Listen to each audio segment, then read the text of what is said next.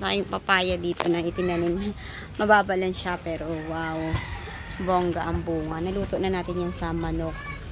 Ayan, at magandang hapon nga mga ka-therapy. Uy. Hi nanay Siling. Ayan, medyo napagod ako eh. Kaya nagpahinga ako. Ang ganda naman. Anong bulaklak sa nanay Siling? Ano ito? Gawin bilya. Kalatutse. Kalatutse. Ito, ano ito? Ano ito? Dicolores, I think. Dicolores. Nalimutan ko Yellow na nga rin yellow plant. Hindi. Oo. Maganda siya. Kamusta ka, nanay Siling? Ha? Para kang itong halaman na dry, nangitim. Kasi kulang sa tubig. Medyo umitim ka, nanay Siling. Oo. Naging beauty at itim. Siyempre. Ikot na tayong ikot. Dito sa may, robing. Kailangan kaya, mainit eh. So, medyo na-sunburn tayo. Kamusta ang buhay mo doon? Anong hanap buhay mo doon sa pangarap? Gaya ng dati, hindi ko naglilibang sa para pawisan is nangangahoy. Nangangahoy ka? Opo. So, nabanggit mo sa akin kahapon na nasa iyo na ang susi ng bahay. Nasa iyo na, nabigay na sa'yo. So, pinagkatiwalaan din ng may-ari doon na buksan ko na. Bilang ako sa isang bantay muna.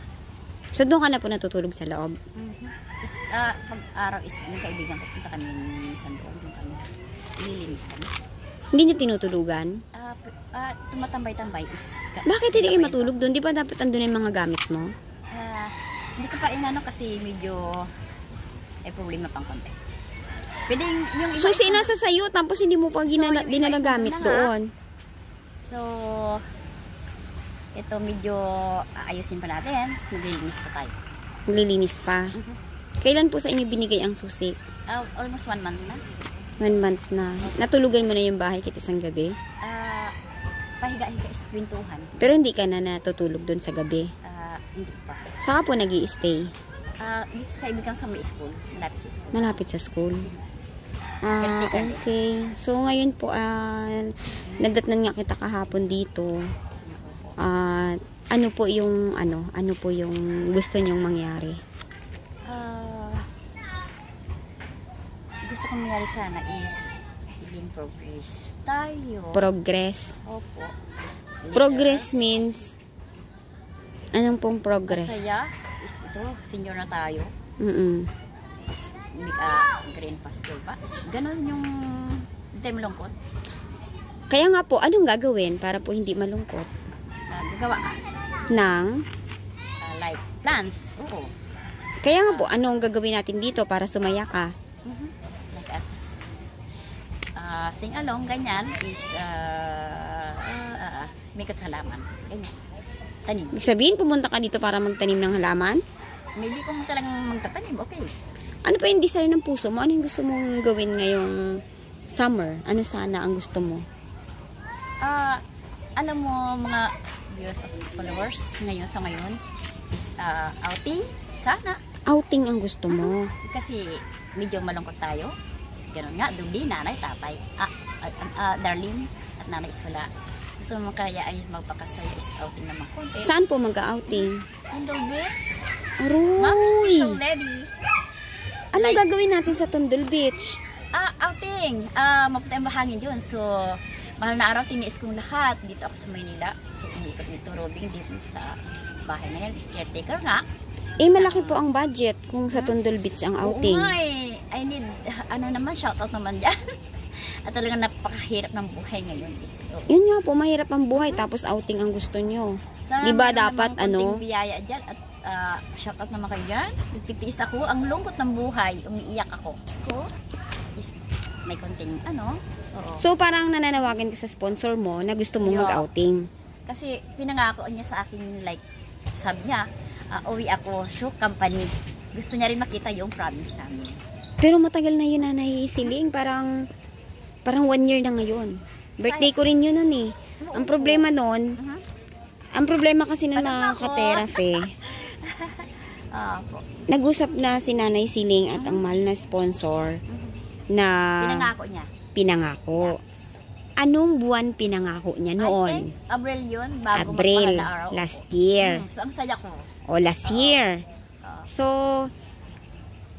hindi siya nangyari nung Abril. Nung summer na Bago yon. mo ka mag-birthday, is Oo. dito nga ako, kinausap ako. O, bago ako nag-birthday. So, oo. So, kung Abril pa yun last year, Yeah. wala na yun. Ang pangako sa'yo. Kasi 1 year nang nakalipas. Andiyan pa rin yan. So, yung happy ba is miss you? Eh, paano ngayon? Meron na siyang... Communication tayo noon. Hindi kita makalimutan. Natulungan mo ako. Kasi, hindi nga tayo natuloy nun, Mami Siling. Opo. Pero may iba siyang tinulong sa'yo noon. Okay, game. So, hindi mo na siya pwedeng asahan. Kung ano, is talagang nandiyan pa rin yung puso ko sa'yo. Para sa akin, we meet you later, then enjoy tayo. Alam ko malungkot ka rin eh. At mahirap kumita ng pera. Salamat no sa tulong mo sa akin. So yung pinangako mo sa akin, isa na matupad pa rin is magkita tayo kay. Hindi mo siya pwedeng persahin na matupad. Kasi nga, last year pa yun. Opo. Ako nga, dami-dami nga nangako sa akin, pero never ako nag-expect. Okay.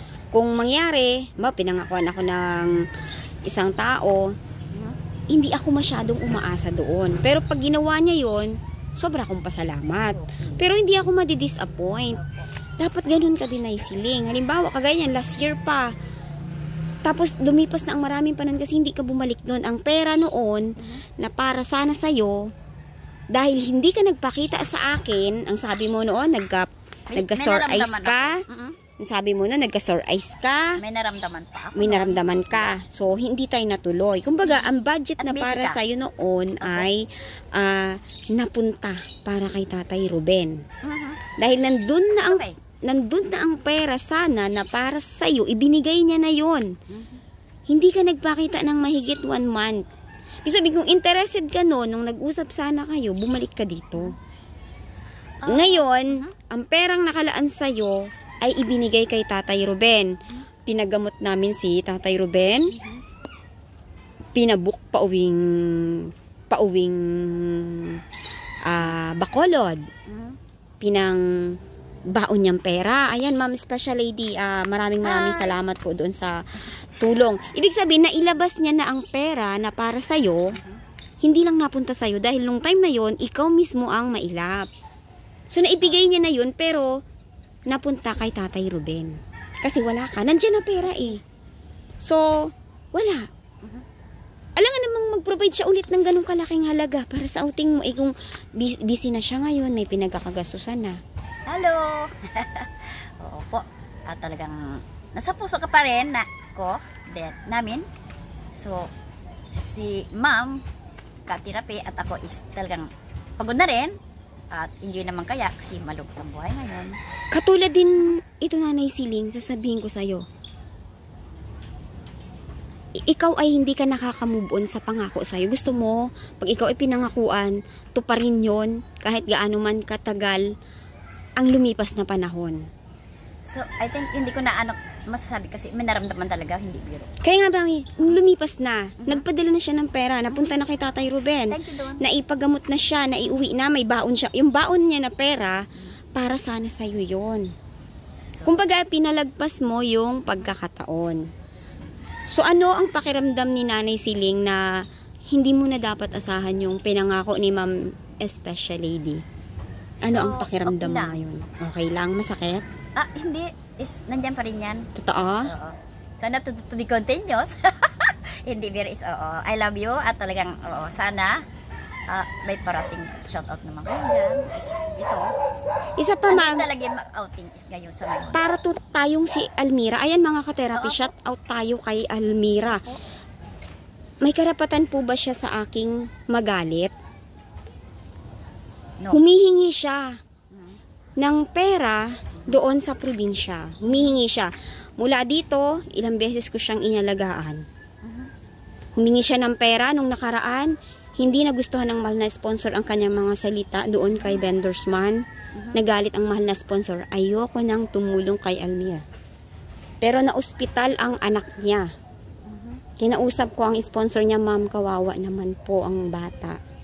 Naawa siya. Nagpadala siya ng halagang 8,500 sa pamamagitan ng Vendor Man. Binigyan pa siya ng pamasko. Dito sa bahay, pinaglalaba ko pa siya. Nagluluto pa ako. Ngayon, minessage na ang asawa ko. Sabi niya, sinungaling daw ako. Yung anak ko daw, pinababayaan ko lang daw.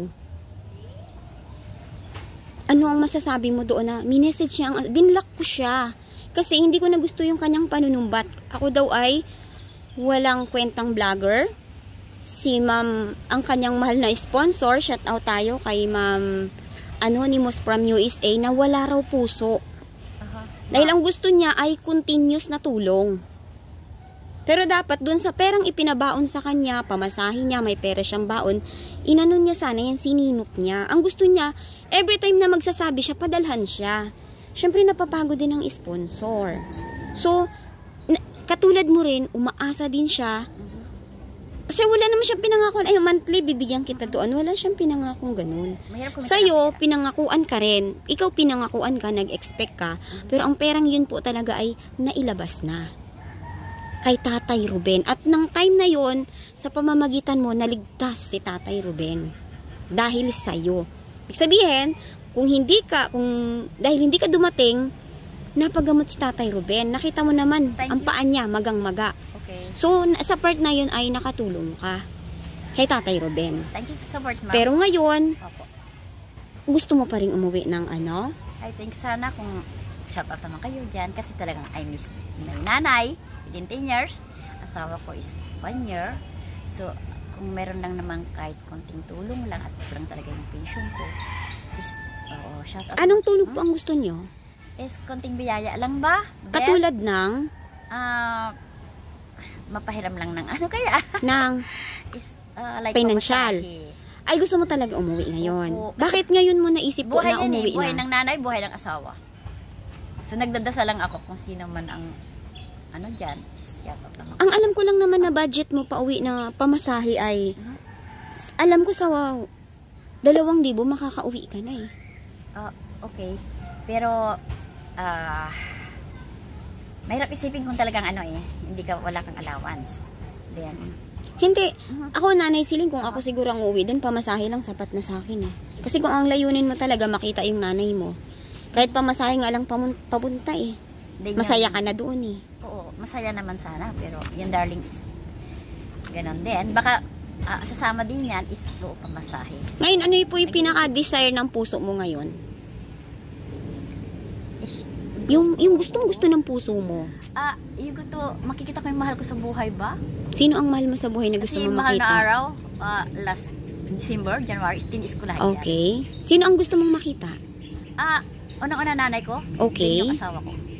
O paano? Hindi naman natin pwedeng sabayin yan. So, shout out naman kayo dyan kung mayroon sila. At walang araw makaganti din naman. Sino ang unang-una mong gustong makita? Yung nagbigay ng buhay sa akin, nanay ko, dahil Nanay hindi mo. daw siya makatayo. For example, meron kang 2,000, anong gagawin mo doon? Unang-una, yinapunta ko nanay ko. Puntahan mo nanay mo. Kunting bigyan ko siyang thermos, like arinola. Kung makita Kasi hindi mo na siya ang makatayo. nanay mo, ano ang unang-una mong sasabihin sa kanya? Oo. Nanay, makita mo ako sa masaya ka na. At alam ko nanay ko, paladasal yan eh. Kahit nandito ako sa Manila, bago yan matutulog, nagdadasal siya kumakanta siya mag-isa. Okay. Ako ang mahal niya sa isang anak niya. Paborito niya ako. So, siya ang Xerox ko. So, masakit sa akin na hindi ko makikita yung nanay ko. Nag-iisip ako kung anong gagawin ko. Kasi wala akong kakayanan sa ngayon. So, caretaker ako. Walang sustento. Kasi yung landlord ko is may diabetes din. Walang may tutulong sa akin. Okay. So, ang hirap ng buhay nga. Shout out ka naman kayo riyan. Ma'am, special lady, nandito ka pa rin sa puso ko. At sana, hindi ka magtatampo. Kaya sinabi mo, thank you doon sa suporta. At nakakatulong ka sa kapwa ko. I wish na ikaw, nakikita mo ako ngayon. Namimiss mo ko, then namimiss din kita. Is later, make you someday, meet you. Sana. At shoutout ka So, naman sana dyan. Nanay Siling. Kumusta ka na? Sana Nanay Siling, makauwi ka ng probinsya. Oo talaga kasi Sana. kung hindi ako matatag. Wala. lilipad akong, ano eh, kung sa sarili. Kaya lang si Lord nandyan eh. Pinagdadasal ko pa rin bago ako matulog. Is ginagabayan ako din. Sana, later, may konting biyaya naman sa mga sponsors ko. Konting tulong muna ulit. Kasi manaramdaman pa ako. Isa din yan. So, tinunong ko yung sarili ko na buhay ko. Umiinom ako ng isang gamot. Tapos yung bunga na yan. Hindi nagastusan ko yan. Bumibili ako sa Quiapo. At dito sa may simbahan. Anong iniinom mo pong gamot? Mahogany din sa Ton Plus. Mayroon akong bukol. I think dito is, oo, sumasakit pa rin. So, buhay ko muna. Pero I miss talaga nanay at ko at saka yung aking darling. Doon muna tayo sa nanay. Huwag mo munang isipin si Tatay Dante kasi si Tatay Dante ay may sariling buhay na. Kasi ibinigay sa iyo si Tatay Dante noon bilang asawa mo. Pero hindi kayo nag-treasure eh. Nauwi siya sa pagkakaroon ng sakit, nawalan kayo ng pundar, bigo kayo parehas. Kaya ngayon, siguro kung ako lang matanong mo, unang-una kong gagawin ay uwi kita sa nanay mo. Masayan tayo. Walang outing, walang nanay mo muna. Siguro kung may outing man, yun na lang yung pinaka... Oh, yun talaga ang mga expressionist. Then makikita niya ako. Pero hindi yun. Hindi dapat yun. Kung talagang gusto mong makita ang nanay mo, hindi mo muna isipin ang outing. Isipin mo kung paano ka makarating sa inyo. At bigla siya makatayo kaya. Opo. Dahil saya siya. Baka makatulong sa'yo na magbago ang pag-iisip mo, magbago ang layunin mo pag nakita mo yung nanay mo. Nay. Oo, alam ko pag natutunan nagdadasal ka para sa akin, alam ko padadasal ka, maliit pa ako at kumakanta ka mag-isal din. Ginagabayan ako ni Lord, nandito ako. Kumusta ka na, Nay? Okay. Sige, Nay. Yan muna ang update natin kay Nanay Siling dahil nga siya ay dumating sa ating tahanan at ako naman po mga katerapy ay medyo busy dahil nag-aayos pa tayo ng mga dokumento ngayon. So, sana bago man lang tayo maghiwalay, maayos yung buhay mo. Na? Oh, dito ako support naman sa iyo. Syempre, like you is nakakatulong sa akin. Nandito ako, support ako. Kung sakasakaling nandito ako, is tutulungan ko yung mga naiman mo. At, mabantayan ko yung mga kapaligid mo, sponsors ko. Later, sana, we meet you. At outing tayo. Wala munang outing, Mami. Kamusta na kayo? Mga walang sponsors? outing. Opo.